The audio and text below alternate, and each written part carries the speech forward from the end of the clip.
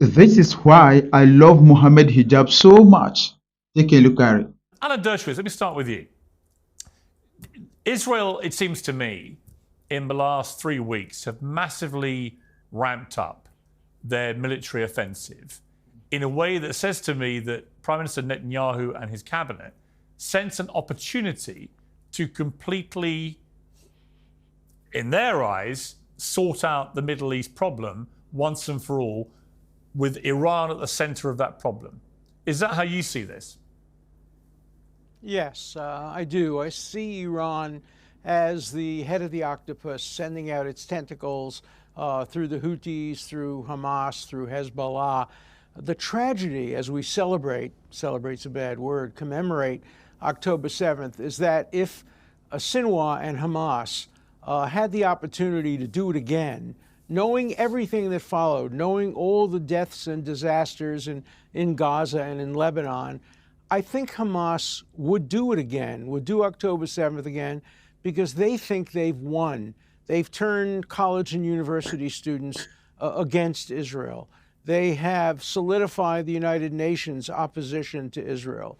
They've divided Americans, particularly the Republican administrations in the past, from the current Democratic administration. So Hamas cannot be allowed to have a victory on growing out of October 7th any more than ISIS should have been allowed to have a victory going out of 9/11. So I think the answer is yes, a military defeat for Iran and its surrogates, and a peace process between Israel and Saudi Arabia with steps taken toward the recognition of a two-state solution, which is the only reasonable solution that will solve the problem.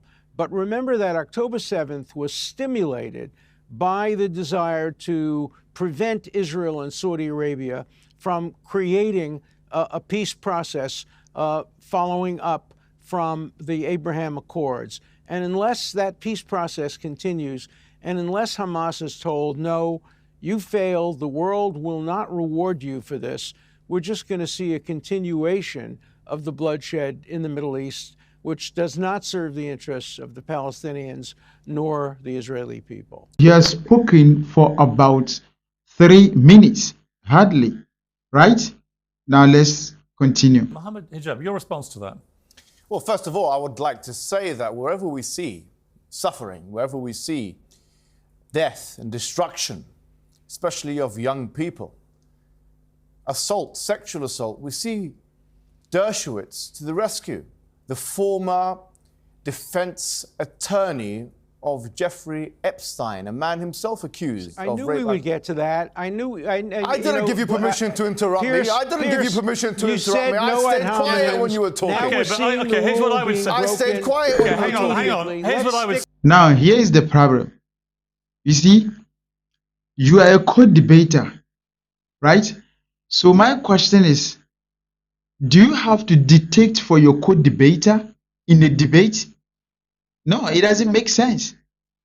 Allow him to build his point. He's speaking less than 30 seconds. And you just interrupted. Subhanallah. Mohammed Hijab patiently waited for your 3 minutes submission. He never uttered a single word. Now it's his turn to also give. Allow him to finish his point before you comment. You are interrupting the person. This proves the bias. The two of them, they both had agreement. Yes. So this is why Mohammed Hijab have to work. He's now dealing with 2 people, not only one. You understand? So with this, if you go to the comment section, people are saying Mohammed Hijab has been shouting and all that stuff. No, it is a battle between one person. You get the point.